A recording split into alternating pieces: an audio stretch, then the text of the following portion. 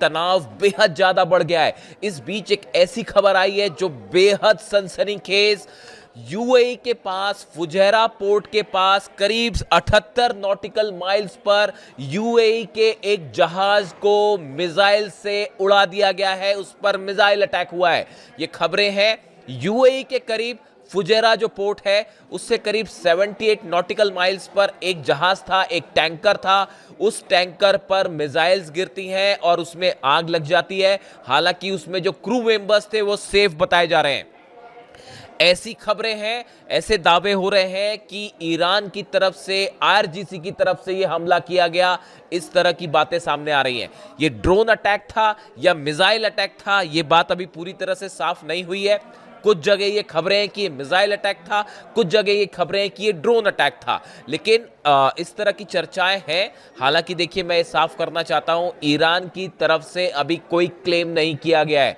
Iran ने कहीं ये नहीं कहा कि हमने इस जहाज पर, इस टैंकर पर हमला किया है, लेकिन इस तरह के स्पेकुलेशंस है, इस तरह की चर्चाएं शुरू हो गई सोशल मीडिया पे कि ये हमला आईआरजीसी की तरफ से, ईरान की तरफ से किया गया था। लेकिन इसके दो एस्पेक्ट हैं। देखिए, क्या एक संभावना हमेशा ये भी बनी रहेगी कि क्या किसी तरह से ईरान पर आरोप लगाने के लिए इस तरह के हमले हुए और ये एक फॉल्स फ्लैग ऑपरेशन तो नहीं था ताकि आप हमला करें और ईरान को बदनाम करें? ये भी संभावना है। अभी वेट करना होगा कि इसको लेकर ईरान की तरफ से क्या कहा जाता है। देखिए, जो खबरें आई उसके मुताबिक a tanker has reportedly being hit by unknown projectile. ये कहा गया कि एक टैंकर को हमला हुआ टैंकर पे, लेकिन किस चीज से हमला हुआ है, मिसाइल था या ड्रोन था, ये अभी साफ नहीं है।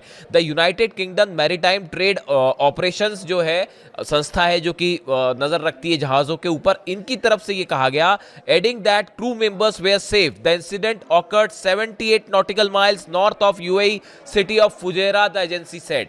यानी फुजेरा के करीब ये हमला हुआ है। अब देखिए, पिछले कुछ दिनों के अंदर जो डेवलपमेंट्स हैं, उन डेवलपमेंट में एक अहम बात यह है कि लगातार यूएई की तरफ से इस तरह के बयान आए हैं कि ईरान के अगेंस्ट जो बयान है, इस तरह के बयान आए यूएई की तरफ से। यह भी कहा गया कि अब ईरान पर विश्वास करना मुश्किल होगा लंबे समय में, इस तरह के बयान आए। इसके अलावा ये भी कहा गया कि इजराइल ने अपना आयरन डोम सिस्टम यूएई को प्रोवाइड किया है। हाल ही में यूएई ने ये एडवाइजरी जारी की थी कि आप अगर ईरान में हैं, लेबनान में हैं, तो इन देशों को फौरन खाली कर दीजिए। यानी यूएई की तरफ से स्पेकुलेशन था कि जल्दी हमला होने वाला है, इसलिए ईरान और यूएई के बीच खासा तनाव है, इसमें कोई शक नहीं है। लेकिन देखिए, असली जो कहानी है वो हॉर्मूज की जंग अब शुरू हो चुकी है। अब किसी चीज का इंतजार नहीं होगा। देखिए, हॉर्मूज में बड़ा डेवलपमेंट है। बड़ा डेवलपमेंट यह है, US president Donald Trump said on Sunday the US would begin escorting ships through the straight of Hormuz on Monday. देखिए, डोनाल्ड ट्रंप ये कह रहे हैं कि अब हॉर्मूज में अमेरिका के जहाज, अमेरिका के नेवी, अमेरिका के सैनिक वहां से जहाजों को एस्कॉर्ट कर कर निकालेंगे। देखिए, ये सीधा सीधा हॉर्मूज में घुसने की कोशिश के रूप में देखा जा रहा है और इसको लेकर ईरान सख्त नाराज है।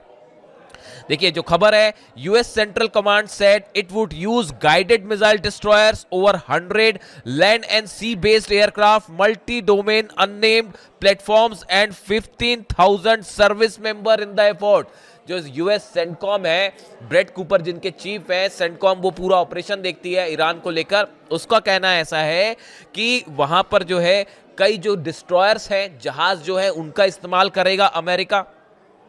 100 से ज्यादा एयरक्राफ्ट का इस्तेमाल किया जाएगा और 15,000 अमेरिकी सैनिकों का इस्तेमाल किया जाएगा हॉर्मूज में, ताकि वहां से जहाजों को सुरक्षित निकाला जा सके, जिन जहाजों को अमेरिका निकालना चाहता है। ईरान का कहना है कि अगर ऐसा अमेरिका ने शुरू किया, जो कि कहा जा रहा है कि आज से शुरू हो जाएगा, तो यह हॉर्मूज में ऐलान, जंग ऐलान होगा और सीधा सीधा सीज फायर का उल्लंघन होगा। यह ईरान पर हमले की तरह होगा। इस तरह की खबरें आ रही हैं जो देखा जा रहा है। The Iranian top law maker Ibrahim अजीजी says any US interference in the straight will be considered a violation of the cease fire. Iran की तरफ से बड़े नेताओं ने बात कह दी है कि अगर अमेरिका ने अपने जहाज यहां भेजे अंदर हॉर्मूज में और वो एस्कॉर्ट करके निकालना शुरू करे, तो उसके बाद सीधी जंग होगी और ये सीज फायर यहां टूट जाएगा। देखिए, यूएस कांग्रेस में डोनाल्ड ट्रंप कुछ भी कहते रहे कि हमने अब जंग खत्म हो गई है, या उनके अधिकारी जो बयान देते रहे, हकीकत यह है हॉर्मुज में बड़ी जंग शुरू है। और जंग सिर्फ ईरान और अमेरिका की नहीं है, यह जंग अब रूस और अमेरिका की हो चुकी है, रूस, अमेरिका और चीन की हो चुकी है। देखिए, चीन ने अपने वॉरशिप्स भेजने शुरू कर दिए हैं हॉर्मुज के करीब, ताकि वहां से जो चीन के टैंकर्स निकलते हैं उनको सुरक्षित निकाला जाए। बताया जाता है पुतिन ने भी यह फैसला कर लिया है कि अगर हॉर्मुज को अमेरिका ने ज्यादा दिन बंद रखा तो रूस के वॉरशिप्स और रूस की नेवी भी हॉर्मुज आएगी।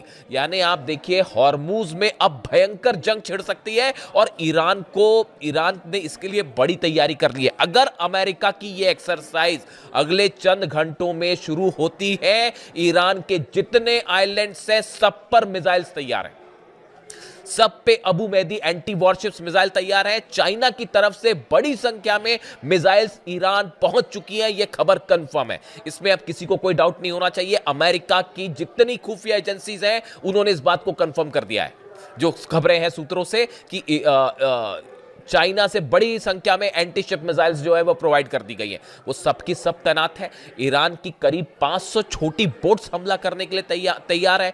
ईरान की जो सबमरीन्स है वो तैयार है, टॉर्पीडोज तैयार है। यहां तक कि जो दावा बार बार डोनाल्ड ट्रंप करते हैं कि हमने ईरान की नेवी को तबाह कर दिया, खबरें ये आ रही हैं 60% जहाज और नेवी जो है ईरान की वो पूरी तरह से सुरक्षित है और बड़े हमले को तैयार है। ईरान ने एक बड़ा प्लान तैयार किया है कि अगर अमेरिका के जहाज स्ट्रेट ऑफ हॉर्मुज में एंटर करते हैं, यूएई की तरफ से आगे बढ़ते हुए एंटर करते हैं, उन जहाजों को, देखिए स्ट्रेट ऑफ हॉर्मुज बड़ा सकरा इलाका है, वहां पर अगर एक बार जहाज आता है, वॉरशिप आता है, तो उसको वापस जाने के लिए जो टर्न लेना पड़ेगा, जो बड़े डिस्ट्रॉयर्स हैं अमेरिका के, अगर वो वहां अंदर आते हैं और अगर उनको यू टर्न लेना है तो वो लेने में उन्हें बहुत वक्त लगेगा, और ये वो टाइम होगा जब ईरान की सेना घेर कर हमला कर सकती है और वहां फंस सकते हैं अमेरिका के डिस्ट्रॉयर्स, जिस तरह की खबरें। यानी देखिए, अभी आज जो डेवलपमेंट है उसके मुताबिक हॉर्मुज में अब तक का सबसे बड़ा तनाव जो है वो शुरू हो चुका है, और हालात ये है कि अब आमने सामने है अमेरिका और ईरान के जहाज वहां पे। इसके अलावा देखिए, एक बड़ी खबर की चर्चा, कल मैं दिन भर इसको फॉलो करता रहा, कि एक 14 पॉइंट का प्रस्ताव कहा गया कि ईरान की तरफ से अमेरिका को भेजा गया। इस प्रस्ताव को लेकर तमाम चर्चाएं हैं। डोनाल्ड ट्रंप ने कहा हम इस पे बात करेंगे, हम इस पे चर्चा करेंगे, लेकिन देखिए 2-3 चीजें बिल्कुल साफ है। ईरान की तरफ से जो भी प्रस्ताव सामने आए या जो भी चर्चा के मुद्दे सामने आए, उसमें एक बात साफ ये है, ईरान अपने न्यूक्लियर प्रोग्राम पर बात करने को तैयार नहीं है, बात नंबर 1। ईरान अपना यूरेनियम छोड़ने को तैयार नहीं है, बात नंबर 2। और ये दोनों मुद्दे ऐसे हैं जिसको लेकर कभी किसी डील की संभावना है ही नहीं। इसके साथ ही ईरान ने हालांकि एक डिप्लोमेटिक जो कोशिश की, वो बहुत अच्छी कोशिश ये थी कि इसमें जो प्रस्ताव रखा गया, इसमें ये कहा गया कि एक पैक्ट साइन होना चाहिए, एक डील साइन होनी चाहिए, और उसमें देखिए जो बात इस ईरान के इस प्रस्ताव में रखी गई वो बेहद अच्छी बात है। ईरान की तरफ से एक अच्छी डिप्लोमेसी का प्रदर्शन करते हुए ये बात लिखी गई कि एक पैक्ट साइन होना चाहिए जिसमें अमेरिका भी साइन करे और इजराइल भी साइन करे कि आने वाले समय में ईरान पर हमले नहीं होंगे। अगर आप इस बात की गारंटी देंगे तो फिर हॉर्मुज को धीरे धीरे खोलने पर विचार किया जा सकता है।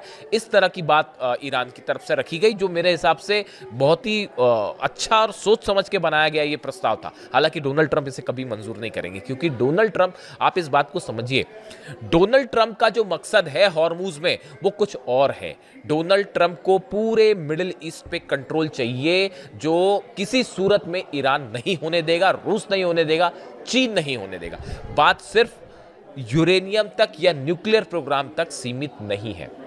इजराइल किसी भी सूरत में किसी समझौते को कभी आगे बढ़ने नहीं देगा, जो स्थिति बनी हुई है। यानी ये एक ऐसा डेडलॉक है। इसके अलावा मुझसे कई बार ये बात और पूछी जाती है कि आप हर बार जो है ये डील के अगेंस्ट क्यों अपने विचार रखते हैं या किसी समझौता के अगेंस्ट क्यों विचार रखते हैं। उसका एक लाइन में अगर मैं आंसर देना चाहूं, ईरान के सुप्रीम लीडर अली खामेनेई साहब को निशाना बनाने के दिन ही ये बात तय हो गई थी कि अब अमेरिका से किसी तरह की कोई बातचीत नहीं होनी चाहिए। ये मेरी व्यक्तिगत राय है। मुझे लगता है कि अली खामेनी साहब का जिस तरह से असैसिनेशन हुआ, उसके बाद जब तक ये बात ईरान को ये बात सुनिश्चित करनी चाहिए कि भविष्य में कोई भी देश अब ईरान पे या मिडिल ईस्ट पे हमला करने की हिम्मत ना करे, जब तक ये बात साबित ना हो जाए तब तक किसी भी रूप में कोई सीज फायर और कोई डील नहीं होनी चाहिए। यही बात अली खामेनी साहब ने हमेशा कही कि ये रिसोर्सेस की लड़ाई है, ये दूसरे देशों के ऑयल को कैप्चर करने की लड़ाई है और ये कोशिश में अमेरिका हमेशा से लगा हुआ है। इस तरह की बात अली खामेनी साहब ने कही थी, इसीलिए वो हमेशा ये कहते थे कि यहां डील होने की कोई संभावना नहीं है, अमेरिका से बातचीत करने का कोई मकसद नहीं, कोई मतलब नहीं निकल के आएगा। ये बात उन्होंने हमेशा कही और कमोबेश आप देखें हालात वही है। तमाम प्रस्ताव पे प्रस्ताव सामने आ रहे हैं। पाकिस्तान में कभी बात हो रही है, पहले 6 दौर की बातचीत हो चुकी। नतीजा क्या है? इसका कोई नतीजा है? नतीजा यह है कि हॉर्मुज में भयंकर जंग की तैयारी फिर शुरू है। जहाज आमने सामने हैं और अगर अमेरिका की फोर्सेस वहां पर अंदर जाने की कोशिश है, ये एक बड़ा ग्राउंड ऑपरेशन भी हो सकता है, किसी भी समय कन्वर्ट हो सकता है ये बोलने में कि भाई हम वहां से एस्कॉर्ट कर रहे हैं शिप को, लेकिन पता चला वहां पे ग्राउंड ऑपरेशन ही शुरू हो जाए। 100 फाइटर जेट्स इसमें इंवॉल्व है अमेरिका के, यानी यहां जंग वाली बात हो रही है, किसी तरह की डील की कोई बात नहीं हो रही। इससे जुड़ा जो भी अपडेट होगा हॉर्मुज का, फौरन आप तक पहुंचाऊंगा। Thank you so much.